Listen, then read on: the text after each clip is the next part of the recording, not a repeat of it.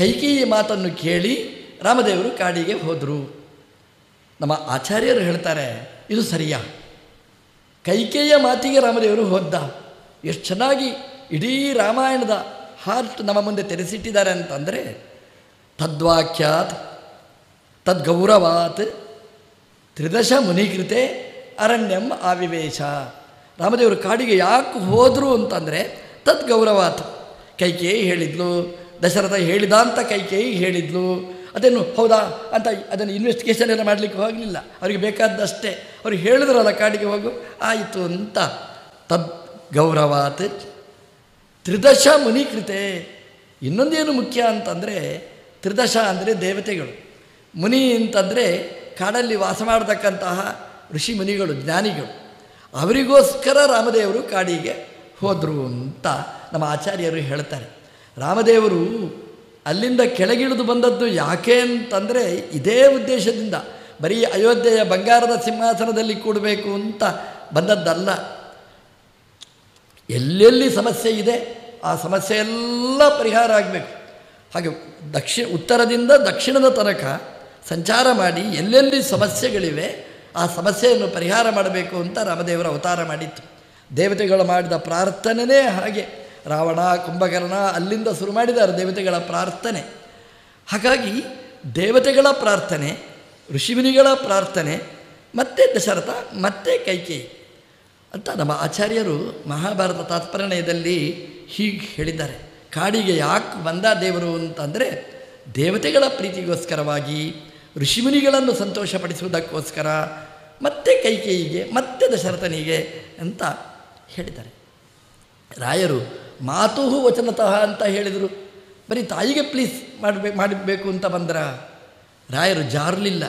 ರಾಯರು ಒಂದು ಚಕಾರ ಹಾಕಿದ್ದಾರೆ, ಮಾತುಶ್ಚ ವಚನಾತ್ ಅಂತ. ಆ ಚಕಾರ ಏನು ಅಂದರೆ ಉಕ್ತ ಸಮುಚ್ಚಾಯಕ ಅಲ್ಲ. ಯಾವುದರಿಂದ ಸಮುಚ್ಚಯ ಮಾಡೋದಲ್ಲಿ ಏನಿಲ್ಲ, ಅಲ್ಲಿ ಅನುಕ್ತ ಸಮುಚ್ಚಾಯಕ. ಅನುಕ್ತ ಅಂತಂದರೆ ಎಲ್ಲಿಯೂ ಹೇಳಿದ್ದಲ್ಲ. ಅನುಕ್ತ ಅಂತಂದರೆ ಇಲ್ಲಿ ಹೇಳಲಿಲ್ಲ ರಾಯರು. ಆದರೆ ರಾಯರು ಅಂದರೆ ಆಚಾರ್ಯರು ತಾತ್ಪರ್ಯ ನಿರ್ಣಯದಲ್ಲಿ ಹೇಳಿದ್ದಾರೆ. ಆ ತಾತ್ಪರ್ಯದಲ್ಲಿ ಹೇಳಿದ ತ್ರಿದಶ ಮುನಿಕೃತೆ ಅಂತ ಏನಿದೆ, ತ್ರಿದಶರ ಮುನಿಗಳ ಮಾತುಶ್ಚ, ತಾಯಿಯ ವಚನಾತ್ ಅಂತ ಆ ಚಕಾರ ಹಾಕಿದ್ದಾರೆ. ಚಕಾರ ವ್ಯರ್ಥ ಆಗಿಬಿಡುತ್ತೆ. ಮಾತುಶ್ಚ ವಚನಾತ್, ಕೈಕೇಯಿದ್ದೂ ವಚನಾತ್ ಅಂತಂದರೆ ಅನುಕ್ತ ಅಲ್ಲ, ಉಕ್ತ. ಉಕ್ತಾನುಕ್ತ ಸಮುಚ್ಚಯ. ಇಲ್ಲಿ ಅನುಕ್ತ, ತಾತ್ಪರ್ಯ ನಿರ್ಣಯದಲ್ಲಿ ಉಕ್ತ. ಅದನ್ನು ಸೇರಿಸಿಕೊಂಡ್ರೆ ಎಲ್ರಿಗೂ ಸಂತೋಷ ಆಗಬೇಕು. ಹಾಗೆ ರಾಮದೇವರು ಕಾಡಿಗೆ ಹೋದರು. ರಾಮದೇವರು ಏನು ಮಾಡಿದರೂ ಒಬ್ಬರಿಗೆ ಖುಷಿಯಾಗಲಿ ಅಂತಲ್ಲ, ಎಲ್ರಿಗೂ ಖುಷಿಯಾಗಲಿ ಅಂತ. ಕೆಳಗಿನವರಿಗೂ ಖುಷಿಯಾಗಬೇಕು, ಮೇಲಲ್ಲಿದ್ದವರಿಗೂ ಆನಂದ ಆಗಬೇಕು. ಅಂತಹ ಕೆಲಸ ರಾಮದೇವರದ್ದು. ನಮ್ಮದು ಹಾಗಾಗಬೇಕು. ನಾವು ಮಾಡುವ ಕೆಲಸ ಏನಿದೆ ಅದು ನೋಡುವವರಿಗೆ ಖುಷಿಯಾಗಲಿ ಅಂತ ಅಷ್ಟೇ ಅಲ್ಲ, ಹಾಗಾಗಬಾರದು. ಮತ್ತು ನೋಡುವವರಿಗೆಲ್ಲ ಖುಷಿಯಾಗಬೇಕು. ನೋಡುವವರು ಅಂತಂದರೆ CCTV ಅಲ್ಲ, ದೇವಲೋಕದ ಟಿವಿಯಲ್ಲಿ ನೋಡ್ತಾ ಇರ್ತಾರೆ ದೇವತೆಗಳು. ಅವರು ಖುಷಿ ಪಡಬೇಕು ಅಂತ ನಾವು ಮಾಡಬೇಕು. ಮಾಡಿದರೆ ಅದು ಸತ್ಕರ್ಮ ಆಗ್ತದೆ, ಅದಕ್ಕೆ ಪೂರ್ಣವಾದ ಫಲ ಬರ್ತದೆ. ಮಾತುಶ್ಚ ವಚನತಃ ವನಂ ಇತಃ. ಕಾಡಿಗೆ ರಾಮದೇವರು ಪ್ರವೇಶ ಮಾಡಿದರು ಅಂತ. ಕಾಕಾಕ್ಷಿಗಂ ದೈತ್ಯಂ ವ್ಯಸ್ಯ. ಕಾಗೆಯ ಕಣ್ಣಲ್ಲಿ ಕೂತ ದೈತ್ಯನನ್ನು ಖಂಡನೆ ಮಾಡಿದರು, ನಾಶ ಮಾಡಿದರು. ಇದು ರಾಮಾಯಣದಲ್ಲಿ ಸುಂದರಕಾಂಡದಲ್ಲಿ ಬರುವ ಕತೆ. ಸೀತಾದೇವಿ ಹೇಳುವ ಮಾತು. ಅವಳು ಹೇಳುವಾಗ ಚಿತ್ರಕೂಟದಲ್ಲಿ ನಡೆದ ಕಥೆಯನ್ನು ಸೀತಾದೇವಿ ಹೇಳುವಂಥದ್ದು. ಅದು ಹನುಮಂತ ದೇವರಿಗೆ ಪರಿಚಯ ಆಗಬೇಕಲ್ಲ, ಅದಕ್ಕೋಸ್ಕರವಾಗಿ ಸೀತಾದೇವಿ ಚಿತ್ರಕೂಟದಲ್ಲಿ ನಡೆದ ಕಥೆಯನ್ನು ಹನುಮಂತ ದೇವರಿಗೆ ತಿಳಿಸುತ್ತಾಳೆ. ಅದು ನಡೆದ ಕಥೆಯನ್ನು ಆಚಾರ್ಯರು ಚಿತ್ರಕೂಟದ ವರ್ಣನೆ ಮಾಡುವಾಗಲೇ ಹೇಳ್ತಾರೆ. ಚಿತ್ರಕೂಟದಲ್ಲಿರುವಾಗ ಅಂದರೆ ಅಯೋಧ್ಯೆಯನ್ನು ಬಿಟ್ಟು, ಶೃಂಗಬೇರಪುರಿಯನ್ನು ಬಿಟ್ಟು, ಭರದ್ವಾಜರ ಆಶ್ರಮವನ್ನು ಬಿಟ್ಟು, ನಮ್ಮ ಭಾಷೆಯಲ್ಲಿ ಹಾಗೇ ಹೇಳಬೇಕು, ಶೃಂಗಬೇರಪುರಿಯನ್ನು ಬಿಟ್ಟು ಬಿಟ್ಟು ಬಿಟ್ಟು, ಯಾಕೆಂದರೆ ನಮಗೆ ಅದು ಅರ್ಥ ಆಗಲ್ಲ. ನಮಗೆ ನಿಜವಾಗಿ ಬಿಟ್ಟು ಅಂತ ಹೇಳಲಿಕ್ಕಿಲ್ಲ, ಬಿಟ್ಟು ಎಂಬುದನ್ನೇ ಬಿಟ್ಟು ಹಾಗೆ ಮಾಡಬೇಕು ನಾವು. ಅಂದರೆ ಎಲ್ಲ ಕಡೆ ದೇವರಿದ್ದಾರೆ. ಚಿತ್ರಕೂಟಕ್ಕೂ ಬಂದ ರಾಮದೇವರು ಅಂತ. ಚಿತ್ರಕೂಟದಲ್ಲಿ ಬರ್ತಾನೆ, ಭರತನನ್ನು ಕಳುಹಿಸಿಕೊಡ್ತಾರೆ. ಕಳುಹಿಸಿಕೊಟ್ಟ ಮೇಲೆ ನಡೆದ ಕತೆ. ರಾಮದೇವರು ಸೀತಾದೇವಿಯ ಮಡಿಲಲ್ಲಿ ಮಲಗ್ತಾರೆ. ನಿದ್ರೆ ಬರುವವರಿಗೂ ಕಷ್ಟ, ನಿದ್ರೆ ಬಾರದಿದ್ದವರಿಗೂ ಕಷ್ಟ. ನಿದ್ರೆ ಬರುವವರಿಗೆ ಕಷ್ಟ ಏನು ಅಂತಂದರೆ ಎಲ್ಲಿಯಾದರೂ ಕೂತ್ಕೊಳ್ಳಿಕ್ಕೆ ಕಷ್ಟ, ನಿದ್ರೆ ಬರ್ತಲೇ ಇರ್ತದೆ. ನಿದ್ರೆ ಬಾರದಿದ್ದವರಿಗೇನು ಕಷ್ಟ ಅಂತಂದರೆ ಚಾಪೆಯಲ್ಲಿ ಮಲಗಿದ್ರೂ ನಿದ್ರೆ ಬರೋಲ್ಲ. ಇದರಗಳೇ ನಮ್ಮ ದೇವರಿಗೆ ಹಾಗಲ್ಲ, ನಿದ್ರೆಯನ್ನು ಮೀರಿ ನಿಂತವ. ಬೇಕು ಅಂದರೆ ಬರ್ತದೆ, ಬೇಡ ಅಂದರೆ ಬರುವುದಿಲ್ಲ ಅಷ್ಟೇ. ಅಂದರೆ ಎಚ್ಚರದ ನಿದ್ರೆ. ಸೀತೆಯ ಮಡಿಲಲ್ಲಿ ಮಲಗ್ತಾರೆ ರಾಮದೇವರು. ಮಲಗಿದಾಗ ಒಂದು ಕಾಗೆ ಬರ್ತದೆ. ಆ ಕಾಗೆ ಸೀತೆಯ ಎದೆಯನ್ನು ಕುಕ್ತದೆ. ಸೀತಾದೇವಿಯರು ಸುಮ್ಮನೆ ಇರ್ತಾರೆ. ಅಂದರೆ ರಾಮದೇವರಿಗೆ ಎಚ್ಚರಿಕೆ ಆಗುತ್ತೆ ಅಂತ ಜನರ ದೃಷ್ಟಿಯಲ್ಲಿ ವ್ಯಾಮೋಹಕ್ಕೋಸ್ಕರವಾಗಿ ಸುಮ್ಮನಿರ್ತಾರೆ. ಸೀತಾದೇವಿಯ ಎದೆಯನ್ನು ಕುಕ್ಕಿದರೆ ರಾಮದೇವರು ಎಚ್ಚರಗೊಂಡ ಹಾಗೆ ಮಾಡ್ತಾರೆ. ನೋಡ್ತಾರೆ, ಈ ಕಾಗೆಯ ಈ ಕೆಟ್ಟ ಚಟ, ಅದಕ್ಕೊಂದು ಶಿಕ್ಷೆ ಕೊಡಬೇಕು ಅಂತ ತೀರ್ಮಾನ ಮಾಡ್ತಾರೆ. ಅದಕ್ಕೆ ಏನು ಶಿಕ್ಷೆ ಕೊಡಬೇಕು? ಅಲ್ಲೇ ಇದ್ದ ಒಂದು ಹುಲ್ಲುಕಡ್ಡಿಯನ್ನು ಎತ್ತಿಕೊಂಡರು, ಅದಕ್ಕೆ ಮಂತ್ರ ಜಪ ಮಾಡಿದರು. ಅದು ಬ್ರಹ್ಮಾಸ್ತ್ರ ಆಯಿತು. ಅದು ಕಾಗೆಯನ್ನು ಬೆನ್ನಟ್ಟಿಕೊಂಡು ಹೋಯಿತು. ಕಾಗೆ ಹಾರಿತು. ಕಾಗೆ ಕೈಲಾಸಕ್ಕೆ ಹೋಯಿತು. ನೋಡಿ, ಎಲ್ಲ ಕಡೆ ಹೋಗುವ ಕಾಗೆ ಇದು, ಬರೀ ಶ್ರಾದ್ದದ ಎಲೆ ತಿನ್ನುವ ಕಾಗೆ ಅಲ್ಲ ಇದು. ಕೈಲಾಸಕ್ಕೂ ಹೋಯಿತು, ಅಲ್ಲಿಂದ ಬ್ರಹ್ಮದೇವರ ಲೋಕಕ್ಕೆ ಹೋಯ್ತು, ಹಾರಿ ಹೋಯಿತು.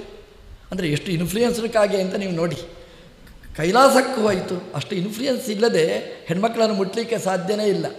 ಅಂತ ಅನ್ಯಾಯ ಮಾಡಿದರೂ ಹನಿಮೂನ್ ಆಯಿತು, ಒಂದು ಟ್ಯಾಪ್ ಆಯಿತು ಅಂತಂದರೆ ಅಲ್ಲಿ ಇನ್ಫ್ಲೂಯೆನ್ಸ್ಡ್ ಮಿನಿಸ್ಟರ್ಗಳಿದ್ದಾರೆ ಅಂತ ಅರ್ಥ. ಅಲ್ಲಿ ಕೈಲಾಸಕ್ಕೆ ಹೋಯಿತು.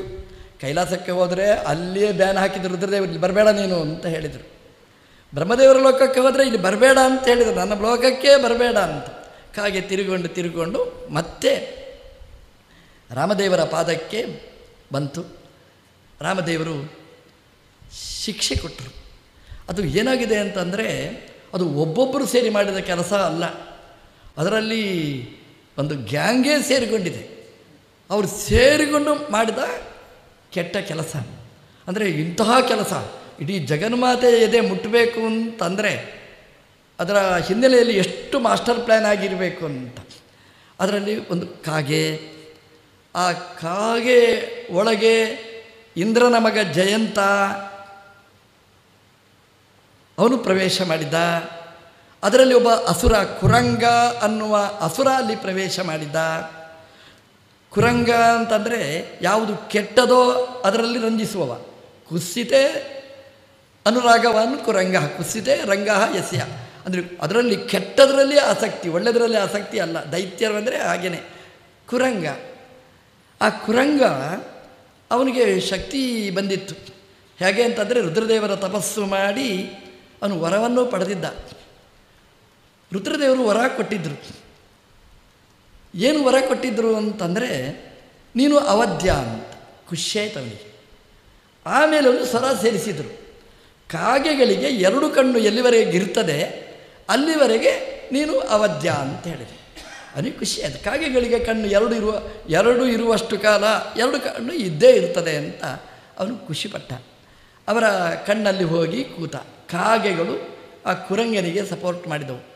ಯಾಕೆ ಅಂತಂದರೆ ಇಂತಹ ರುದ್ರನ ಬಲ ಪಡೆದವ ಇದ್ದರೆ ನಮಗೂ ಒಂದು ಶಕ್ತಿ ಅಂತ ಕಾಗೆಗಳು ಅಂದರೆ ಎಲ್ಲ ಕಾಗೆಗಳು ಅವನಿಗೆ ಸಪೋರ್ಟ್ ಮಾಡಿದವು. ಕಾಗೆಗಳ 2 ಕಣ್ಣಲ್ಲಿಯೂ ಆರಾಮವಾಗಿ ಕೂತ. ಇಂದ್ರನ ಮಗ ಜಯಂತನೂ ಆ ಕಾಗೆಯಲ್ಲಿ ಬಂದು ಕೂತ.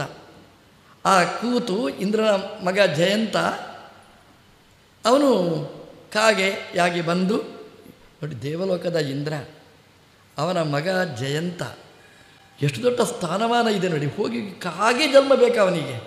ಕಾಗೆಯಾಗಿ ಬಂದ ಕೆಟ್ಟ ಕೆಲಸ ಮಾಡಲಿಕ್ಕೆ ಅಂತ. ಜಗತ್ತಿನ ತಾಯಿ ಸೀತಾದೇವಿಯ ಎದೆಯನ್ನು ಕೊಕ್ಕಿನಿಂದ ಚುಚ್ಚಿದ.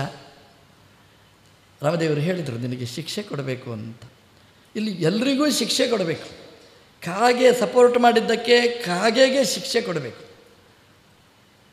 ಜಯಂತ ಬಂದ, ಅವನಿಗೂ ಶಿಕ್ಷೆ ಕೊಡಬೇಕು. ಅದರಲ್ಲಿ ಕುರಂಗ ದೈತ್ಯ ಕೂತಿದ್ದಾನೆ, ಅವನಿಗೂ ಶಾಸ್ತಿ ಆಗಬೇಕು.